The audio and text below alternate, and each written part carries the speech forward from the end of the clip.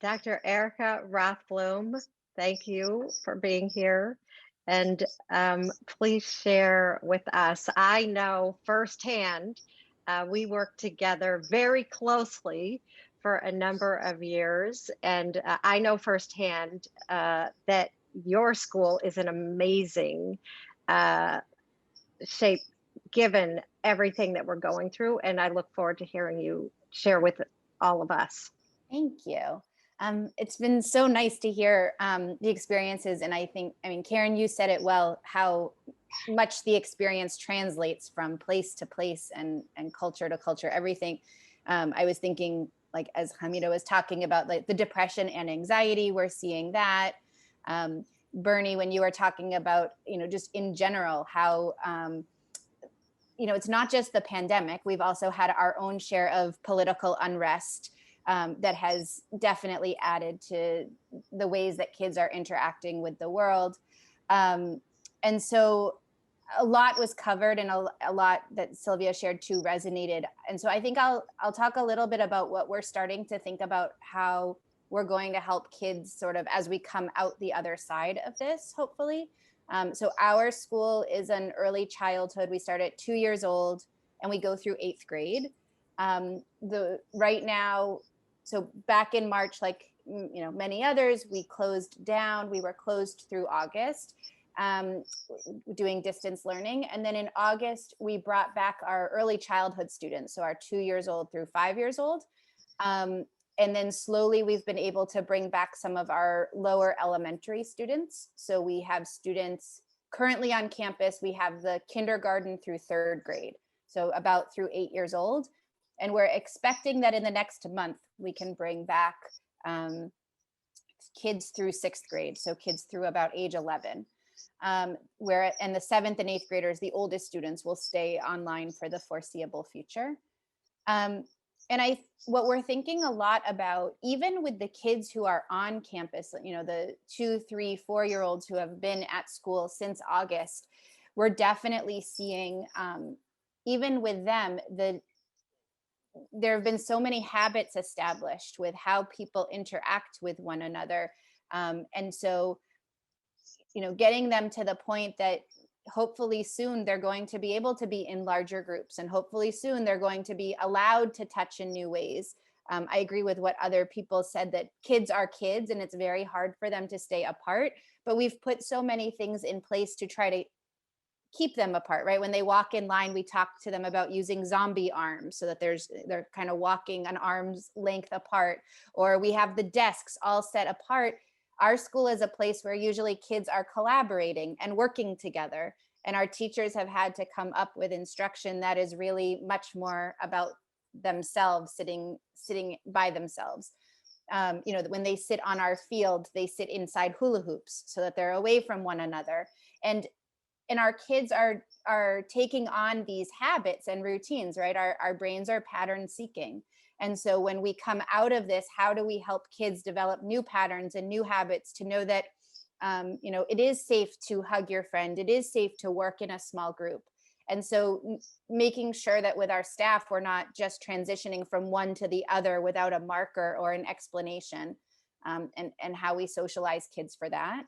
I think we're thinking a lot about, um, one of the things that we've done a lot in our school is that if you want school to remain open, then you need to take certain precautions outside of school, right? So there are no birthday parties. There aren't play dates like there used to be. There aren't after school gymnastics classes. And so kids' socialization has really narrowed. I see it even in my house with my 11-year-old. She's very good about, calling her friends on Zoom or playing a game online. So she's getting the social pieces, but her social circle has really narrowed, right?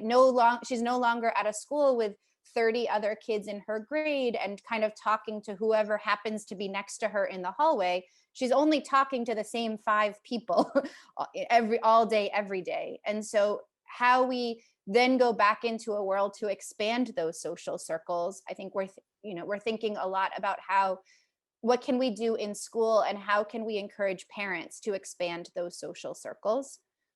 A third thing I'm thinking a lot about is, we've collectively experienced a lot of loss and grief.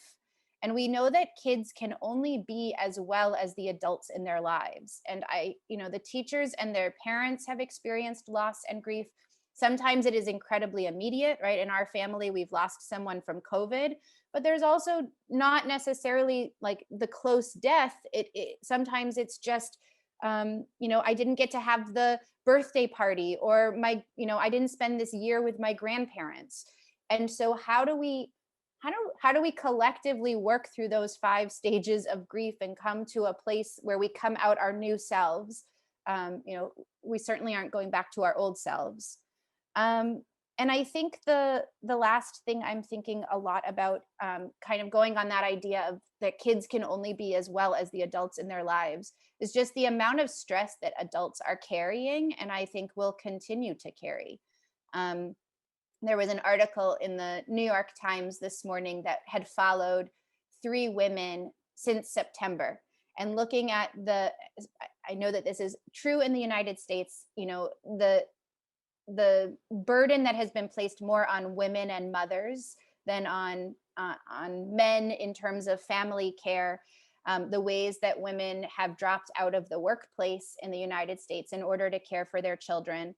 And so we're looking at a big societal shift in that regard too. And how do we help adults who have had um, economic stresses placed on them, who have had shifting in their family dynamic? One of the things I'm really curious about is how this pandemic will shift family structures, if we're going to see an increase in the divorce rate over the next few years because of the stress of this, being at home, and the amount of um, economic and social stress that's been placed. So we're trying to prepare for all of that, and make sure that we're helping our kids come out healthy, or as healthy as can be. I know that